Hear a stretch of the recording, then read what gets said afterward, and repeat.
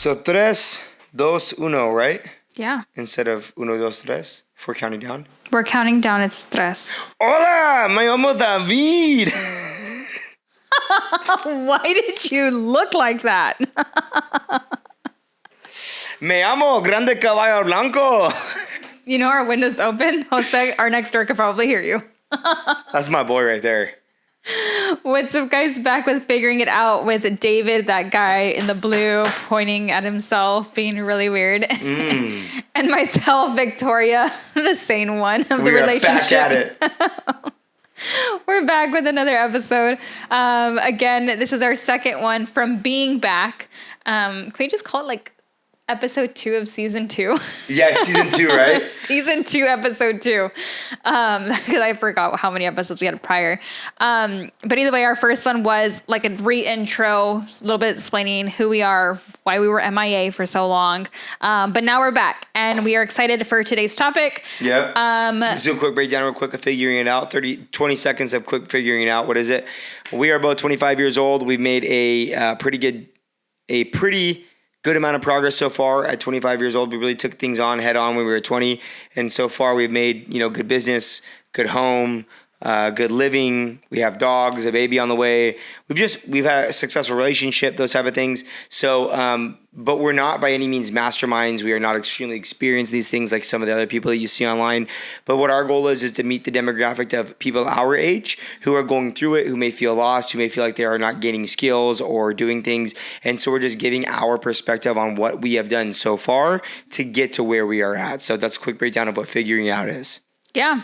So today's episode on Figuring It Out is how to figure out when you need to roll with the punches. Rolling with the punches. So in today's episode, you're going to watch me beat Victoria live on camera. No. That's what the script says? That's the wrong script. Skipper wrote the script. Your mini-me's already punching me, so you're good. It's my dog right there. He's my best friend. He don't even know it yet. Skipper? No, the baby. No, Skipper's my compa for sure.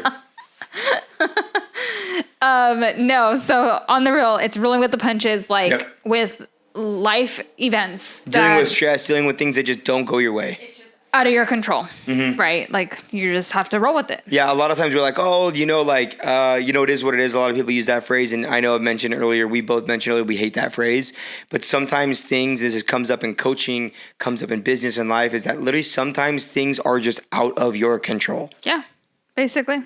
So the first one that I think would be really good to dive into, just because it was more recent, it was the whole cause of the delay of our podcast, is our whole house rewiring, house electrical issue. Drywall, everything. Yeah. House needed to get open up. Basically the house, and how we had to roll with the punches in terms of being able to actually feel completely settled into our house post 6 months after purchasing. Yeah, exactly. Yeah. So dive into it. You want me to jump into it? Go ahead. So there was basically, when we purchased the house, the inspection report was not as bad as what we thought. So it passed inspection, a lot of things passed, blah, blah, blah. Fast forward, things ended up being much worse in all shapes and forms. And if you purchase a house, you probably will deal with this. There's a difference between upgrading things, so you want to reno and upgrade, and things you're like, holy fuck, there's something wrong.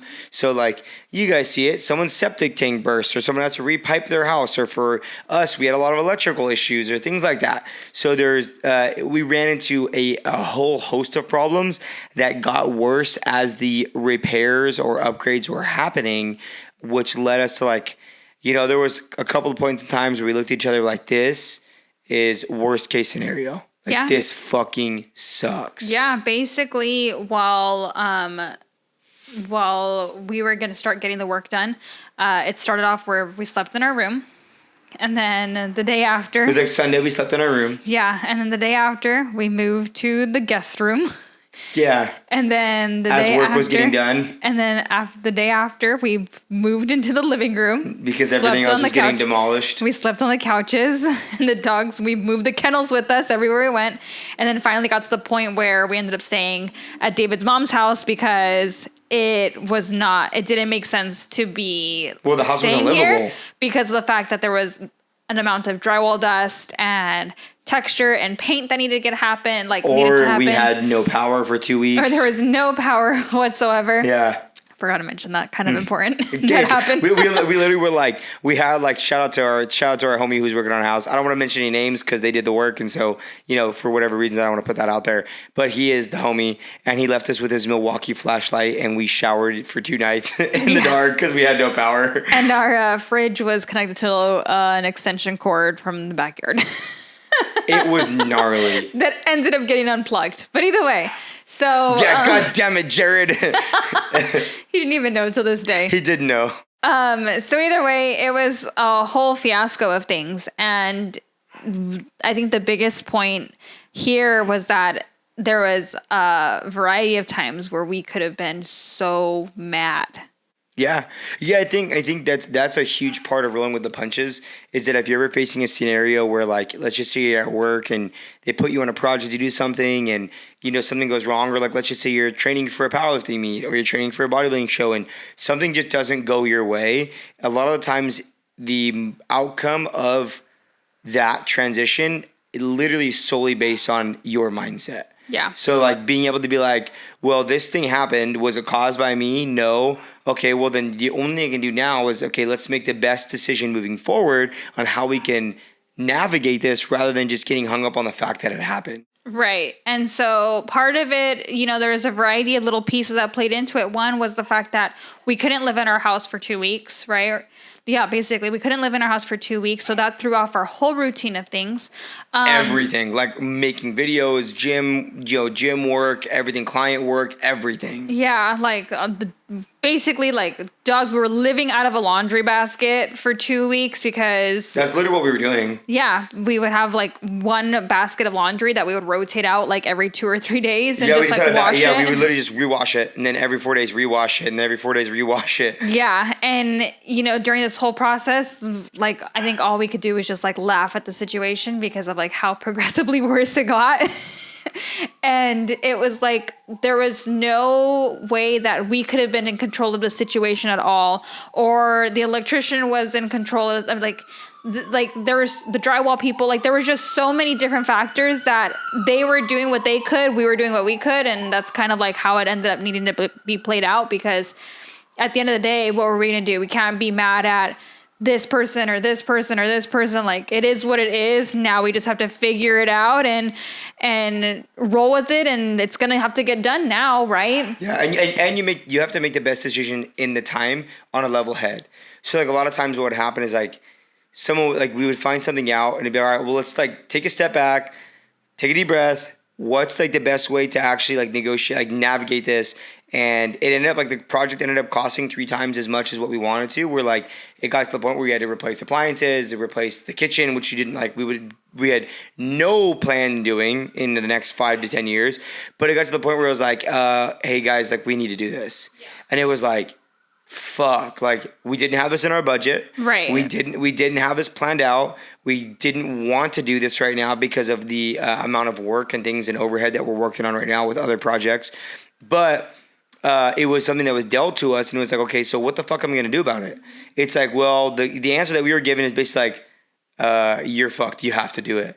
So it's okay, cool. Okay, well, now that I know that we have to do it, so now moving forward, what's our best decision? Is it X, Y, and Z? And then that's where you can once you put your emotion behind it, okay, cool, there's nothing I can do about this. Why am I still upset over this? Forget about being upset. Let's just look at a clear path in front of us and make good, clear choices on a good mindset on what can I do to move forward. Yeah, I think that was the biggest thing too, especially when you mentioned the whole finances part, it wasn't in our budget. It cost us half of our account, basically. Yeah, it's still well, it's even more than that. Yeah. We still look at we do just before we did the podcast today, I was holy shit, our account's low. Yeah. And it's well, why is our account low? It's fuck, I forgot. There was this, and then this, and then this, and then this, and oh yeah, we also had to pull out money for the dumpster, and then pull out money for this. And it's holy shit. Yeah. And it's one of those things where it's okay, well, can you recoup that money back? No. All right, so then what's the deal moving forward? You just got to go make more money. It is what it is. Exactly. And so obviously, hindsight looking back, had we had not been so meticulous on our budget and doing things, like we probably would have been so much more stressed out and frustrated because of the fact that we were able to still pay for these things like at the flip of a dime, but some people aren't. And so I think that's kind of like what helped decrease the stress, because it was like, okay, like that's the point of like an emergency fund, is that sometimes you just got to pull it, but now you just got to replenish it and figure out how to like put money back into it. Yeah, because we don't personally make a lot we pay, I would say most of our friends, members, whoever, they probably make more money than we do, but we are like, we are very budgeted. So like we are very like, I look at our statement, I'm like, okay, where's our money at? And it's like Costco, Ralph's, pet insurance, car insurance. It's like, we do, like, I can't remember the last time I bought a pair of shoes. Yeah. I can't remember the last time that we like went out and bought gym clothes. Like, I think these NutriShop joggers, I think I've had for like 8 years. Honestly. Shout out to Mikey G, because him and I are the only people in the county who have them, because they didn't make them for anybody else. But like that, I think you're right. Is like, we talk about this a lot in coaching, which is if you are not controlling what you can control, your life becomes chaos when things, because here's the thing, is that you have to plan for shit to go wrong. In terms of like, you can't plan ahead of, you don't know if you're going to get in a car crash. You don't know if you're going to get a flat tire. You don't know if your dog's going to run away. Like, you can't plan. You don't know what's ahead. But what you do know is that shit's going to go wrong. And so like we teach that in coaching, which is like, control your water, control your sleep, control whatever amount of food you can. Because if your dad comes out of town and he comes into town and he's surprised, he's like, let's go out to fucking, an Italian restaurant tonight. You're like, fuck, I didn't plan for this. But because you were on your top of your water and your sleep and everything else, your exercise, that won't make that big of a dent in your plans because you've been on top of everything else. Right. Exactly. That's huge. Yeah. So I think that for as far as like the house goes, it was literally like, okay, like, yeah, we didn't want to deal with this right now, like we, especially like with the baby on the way, like we weren't anticipating. We thought it was just going to be a couple of little things that were quick fixes, and nope. And so we were, of course it was like, well, crap, like now here we are. But now, like having gone through everything and then just again, like not being so upset at the situation and just taking it for what it is and just doing it because I needed to get done, and being prepared to be able to do it because I needed to get done. Now that it's like done and over with, it's like, okay, we could sleep good at night. Like, there's nothing that needs to get done at the house that is like major. So what does that mean? Okay, we're able to like save and then just kind of carry on, and that hiccup has passed for the most part. You know? I think the two biggest things, and we'll touch on this again in the next scenario, which is like our two biggest things with when things don't go when they don't go your way and you have to adapt is, one, the mindset you go into it. Like there was multiple times where we would get a call when we were at the gym, and they'd see the phone ring, like Larissa would see it, or my mom would see the phone ring at the gym, and they'd be like, "It's so and so again," and Victoria looked at each other like, "Fuck." What's going on, bro? Hey, David, so I got some news. I'm like, how many more fucking holes you need to punch in the wall? So I had to tear out the entire wall, like, fuck. And all you could do is just laugh. Yeah. And because the question is, okay, well, do you need to do this? Yes. Then go ahead and do it. It's not a question of like, well, can you skimp out on the work or whatever? It's like, do you need to do it? If it's out of my control and you have to do it, then do it. I'm going to figure out a way to get around it. I'm going to figure out a way to deal with it. So that's the first thing, is like your mentality. Laugh it off. If you can be light in most situations, then you're going to be okay. The second thing is when shit goes wrong, find out as quickly as possible what are the things that I can control. So for example, like when that was happening, we had no power. We were sleeping in our own house. We were kind of crazy hectic with work. What are the things that we can control? Well, we can control our exercise. So trying to work out as best as we can. So maybe it's only 2 times a week instead of 5 times a week, but still trying to make sure we're working out. Our food, go to the store, go get a box of Fairlifes, go get some protein powder so I can control my protein intake as easy as possible. We can't cook. So let's find some snacks, find some things that we can make work. So let's get more meal prep than usual this week.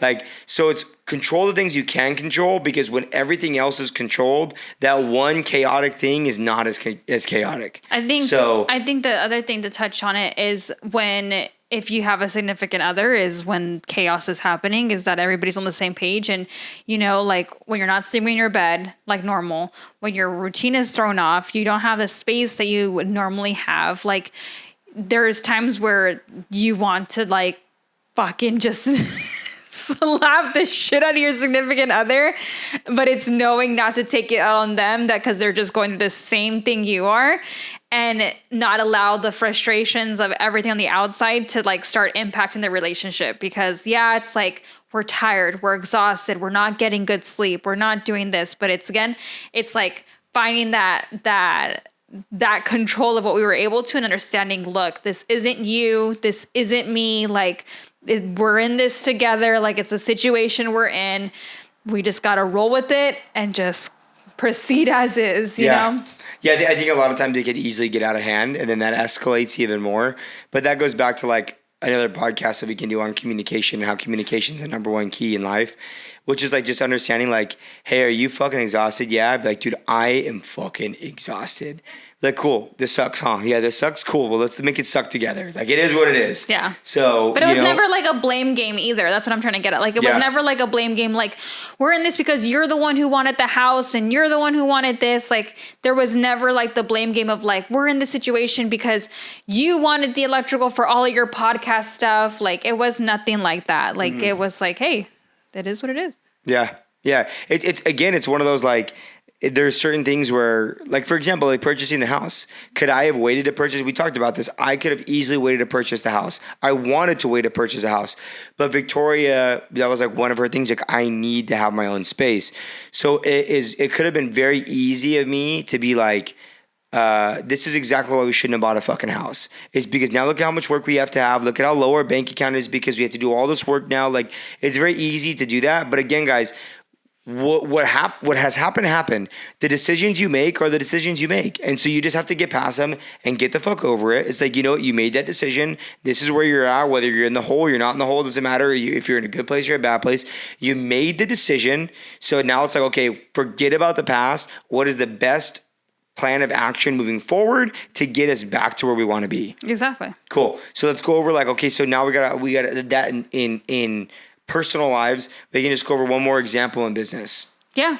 So business, I think the best one is looking for a new space / signing this lease that we did. Yeah.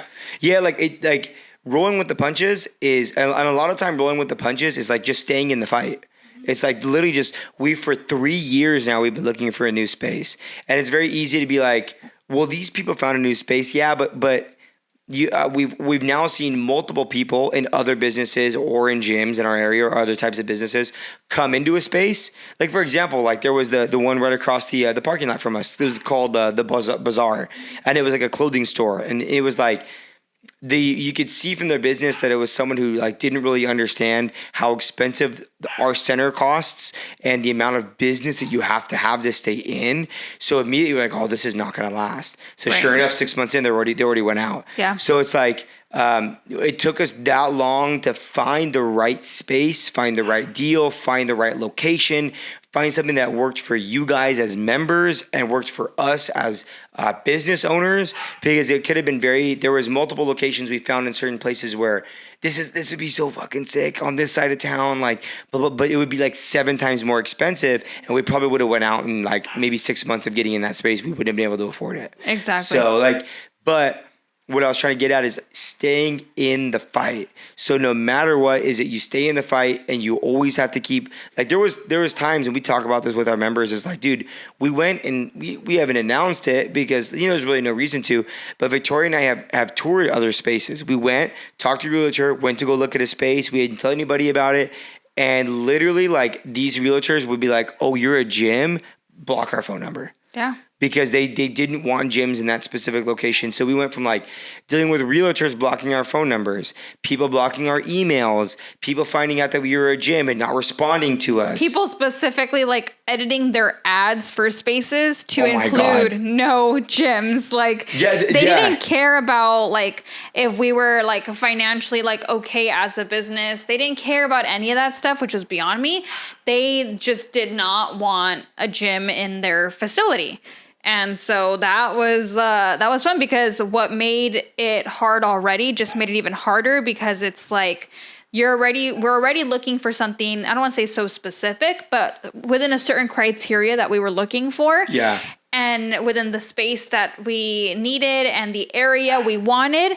And so having basically that market just even condense and shrink even smaller was like, it was basically disheartening, because it was like, are we even going to be able to freaking do this? Because nobody wants us in their space. Yeah, to be quite frankly, if I'm being honest with you guys, like Victoria and I both came to the realization, which is, and we'll just be honest because we're very open, is one of the reasons that we redid our restrooms at our current facility. We spent the money to redo the flooring and redo the bathrooms, is because we thought that we were going to be staying at our facility for another multiple years. Yeah. We thought we were going to be re-signing our option for our lease there, and like that was going to be it. Cool, we're going to be staying at our at our current location.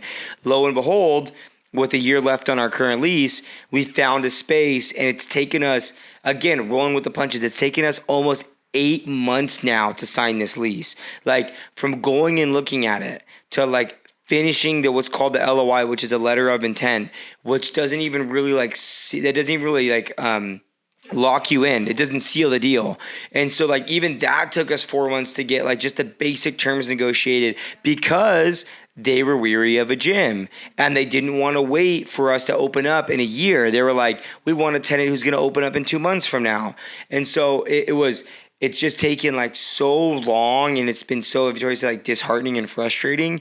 But no matter what, is that you just don't take yourself out of the game. You literally can't quit. It's like anything. It's like, what's the analogy? Like you always see the picture of like the guy who's like digging for diamonds, like the two different guys. And then they're both like right about to hit the diamond, or one guy like they're like right about to hit the diamond, and the guy gives up like 2 feet away from hitting it, and the one who doesn't give up like finds a huge diamond mine, whatever it is. It's like you never know how close you are from succeeding, but if you don't keep yourself in the fight, then like you have no chance at all. So that's like, I would say that's the third biggest thing, is like literally like just don't take yourself out of the fight. Yeah, just stay in it, because now like having gotten to where we're at with this whole lease, it's like, dang, like although it's taken this long, like it's finally happening. And now knowing that we're gonna be able to provide what we like wanted to, like this dream, like of what we like always like visualized and like imagined, huge next step for us. Like it's pretty freaking exciting, because it's like, dang, like all of that, but now here we are, and basically let's go, like what's next. And even then, like it's very hard. It's very what comes with rolling with the punches, like you have to adapt. And what we thought was like going to be a lost cause is like, okay, it's the same thing, which was like put ourselves back in February before we even reached out and like kind of had even an inclination that we were going to sign a lease.